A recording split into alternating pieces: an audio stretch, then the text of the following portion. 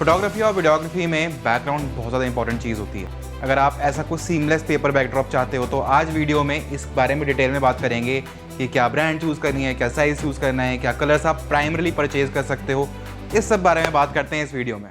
सबसे पहले बात करते हैं ब्रांड्स के बारे में, कौन सी ब्रांड्स का परचेज कर सकते हो। सबसे फेमस जो ब्रांड्स हैं वो हैं सैवेज, सुपीरियर, ये दोनों सबसे मेन प्राइमरी फेमस ब्रांड्स हैं। उसके बाद आपके पास आती है कलरोमा की कुछ बैकड्रॉप्स आते हैं और कुछ ऐसी भी ब्रांड्स हैं जो ऑनलाइन आपको अवेलेबल मिल जाएंगी, मार्केट में शायद ना मिलें। जैसे studiobackdrops.com पे आपको मिल जाता है एक इंदस लाइट करके कंपनी, आप उसके खरीद सकते हो। इंदस के भी दो वेरिएंट्स हैं उसमें, एक थोड़ा हल्का एक थोड़ा हैवी है। और अब डिजिटेक ने भी शायद शुरू कर दिया अपने सीमलेस पेपर बैकड्रॉप्स, तो आप वो भी परचेज कर सकते हो। So these are the major brands. जो सबसे ज़्यादा फेमस हैं those are Savage and Superior, वो थोड़े एक्सपेंसिव भी हैं बाकी सबसे।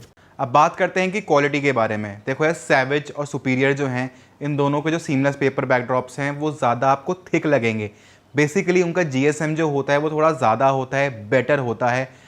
अब इसके साथ साथ जब थिकनेस में फ़र्क आता है ना, तो उनकी डाई में भी फ़र्क आता है। डाई का मतलब बेसिकली जो कलर आपको दिख रहा है बैकड्रॉप पे, उस पर भी फ़र्क आता है। तो अब जैसे रेड कलर है, वो रेड कलर एक सस्ती कंपनी का जो होगा उसका रेड का टोन अलग होगा, लेकिन सैवेज और सुपीरियर में उसका कलर रेड का अलग होगा। बात करते हैं साइज़ के बारे में। अगर आपको प्रॉपर फुल बॉडी शॉट्स लेने हैं, फैशन शूट्स करने हैं, तो मैं कहूँगा आप ऐसा पेपर रोल लो जो कि 9 फीट वाइड हो एंड उसकी लेंथ कम से कम 36 फीट या 32 फीट का उसका टोटल लेंथ हो, ताकि जब आप पेपर यूज़ करो तो फ्लोर सबसे पहले जल्दी ख़राब होता है, तो आप फ्लोर को कट करके रोल थोड़ा और यूज़ कर सकते हो। सो बेसिकली वो आप 2-3 बारी उसका फ्लोर जो है दोबारा क्रिएट कर सकते हो उसे कट करने के बाद। सो 9/36 फीट या फिर 9/32 फीट ये सबसे कॉमनली यूज़ होते हैं अगर आपको सीमलेस पेपर बैकड्रॉप चाहिए एक अच्छे पोर्ट्रेट सेशन के लिए, फैशन शूट के लिए। लेकिन अगर आप ऐसे फोटोग्राफर हो जो प्रोडक्ट शूट करना चाहते हो, सिर्फ टेबल टॉप शूट्स करना चाहते हो, आपको इतना बड़ा एरिया नहीं चाहिए, तो इसके छोटे वेरिएंट्स भी आते हैं जो I think around 6 feet wide होते हैं या 5 फीट वाइड होते हैं, वो भी आप यूज़ कर सकते हो। बट मेक श्योर कि आप जब भी पेपर रोल हो ना तो उसकी लेंथ अच्छी हो, ताकि आप उसको बार बार यूज़ कर सको। अगर वो गंदा भी हो जाए तो उसको कट करो और आप फिर यूज़ कर लो, क्योंकि देखो पेपर बैकड्रॉप कोई बहुत सस्ते नहीं है। सबसे सस्ता बैकड्रॉप भी आई थिंक 5,500 के आसपास का आता है, तो इसलिए कोई बहुत सस्ती चीज़ नहीं है, थोड़ी सी एक्सपेंसिव है। तो इसको ऐसे परचेज़ करो कि आपका काम अच्छा खासा चले। अब बात करते हैं कि परचेज़ कहाँ से करें। अब देखो यार, दिल्ली में 2 मार्केट ऐसी हैं जहाँ आपको ईजिली मिल जाएगा। सबसे पहले आप चांदनी चौक जा सकते हो, वहाँ पे 2-3 स्टोर्स हैं जो पेपर बैकड्रॉप्स रखते हैं फुल साइज़ के, आप वहाँ से परचेज़ कर सकते हो। अदरवाइज़ दिल्ली में लाजपत नगर मार्केट है जहाँ पे आपको 2 बड़े बड़े स्टोर्स मिल जाएंगे, GP pro and future forward, वहाँ पे भी आपको बैकड्रॉप्स मिल जाएंगे। अदरवाइज़ आप ऑनलाइन परचेज़ कर सकते हो फॉर योर कन्वीनियंस की बैकड्रॉप आपके घर पे ही आ जाए या आपके सीधे स्टूडियो पे ही आ जाए। तो मैं कहूँगा एक वेबसाइट है studiobackdrops.com, जहाँ से मैंने सबसे ज़्यादा बैकड्रॉप्स मंगवाए हुए हैं। मेरे पास जितने ज़्यादातर बैकड्रॉप्स हैं अब आज की डेट में ज़्यादातर वहीं से ही परचेज़ करे हैं मैंने। लेकिन अब और भी ऑप्शंस आ गए हैं वेबसाइट्स के, डिजिटेक के ऑप्शंस मेरे को किसी इन्फ्लुएंसर के पेज पे तो ज़्यादा देखने को मिले, लेकिन ऑनलाइन वो मोस्टली सोल्ड आउट ही रहते हैं। सो आई डोंट नो वो क्या है, लेकिन हाँ और भी कंपनीज़ के आपको ऑप्शन ऑनलाइन अब भी मिल जाएंगे।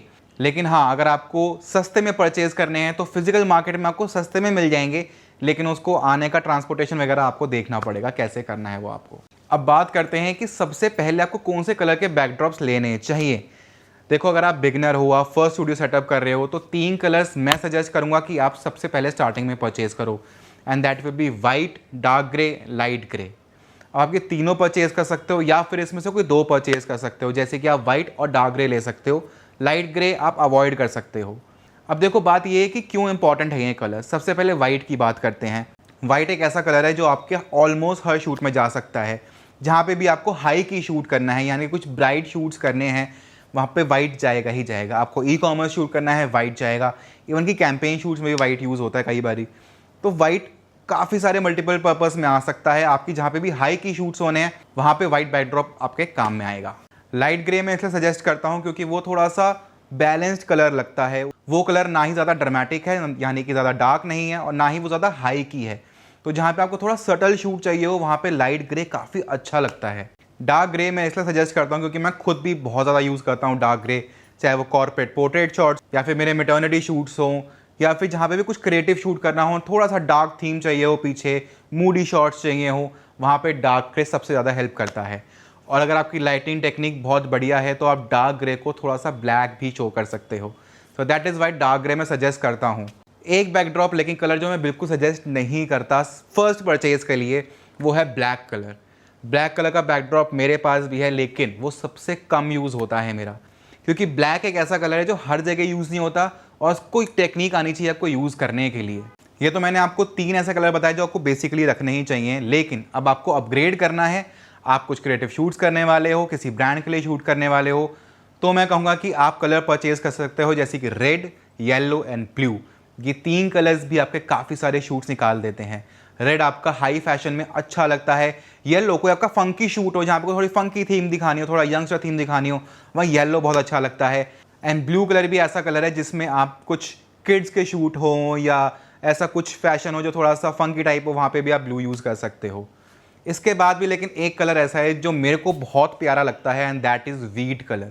आप वीट कलर का बैकड्रॉप अपनी कलेक्शन में रख सकते हो, उसमें आप ट्रेडिशनल शूट्स कर सकते हो अच्छे खासे, एंड जहाँ पे थोड़े सॉफ्ट टोन्स वाले शूट करने हो ना, वहाँ पे भी वीट कलर बहुत अच्छा लगता है।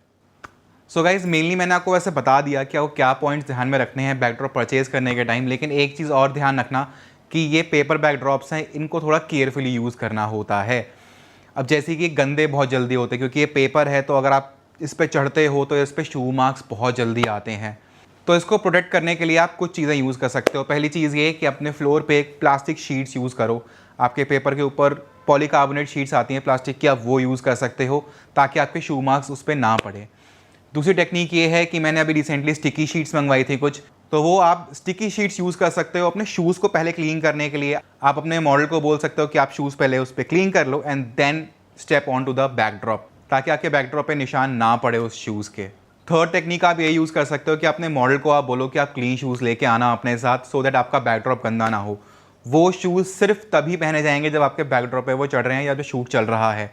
वो शूज़ गंदे ना हो, इसका ध्यान आपको शूट के दौरान रखना होगा, ताकि आपका बैकड्रॉप भी डिस्ट्रॉय ना हो, because backdrops are not cheap. Paper backdrop के साथ एक ड्रॉबैक ये भी होता है कि अगर आपके एरिया में या जहाँ आप स्टोर कर रहे हो अपने बैकड्रॉप को, अगर वहाँ पे ज़्यादा ह्यूमिडिटी है या अगर वहाँ पे गलती से पानी आ जाता है, तो ये डिस्ट्रॉय हो जाते हैं, इनकी क्वालिटी सेम नहीं रहती और ये ख़राब हो जाते हैं। सो मैं कहूँगा कि जहाँ पे भी आप अपने सीमलेस पेपर बैकड्रॉप स्टोर कर रहे हो, वो जगह ड्राई ज़रूर हो, वहाँ पे ज़्यादा पानी का आना जाना ना हो, इस चीज़ का ध्यान रखना आपको। और स्पेशली अगर आपका स्टूडियो बेसमेंट में है तो आपको ध्यान रखना होगा कि वहाँ पे सीलन ना हो ज़्यादा, वरना ये पेपर बैकड्रॉप्स ख़राब होने के चांसेस काफ़ी ज़्यादा हो जाते हैं। आप अपने बैकड्रॉप की लाइफ बढ़ाने के लिए इस बात का भी ध्यान रखना कि वो बैकड्रॉप हमेशा ही टंगा ना रहे।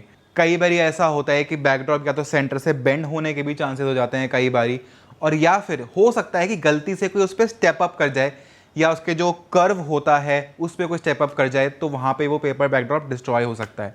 सो उसका भी आप ध्यान रख सकते हो। सो गाइज आई होप मैंने आपको इस वीडियो में सारी चीज़ें बता दी होंगी बैकड्रॉप्स के बारे में।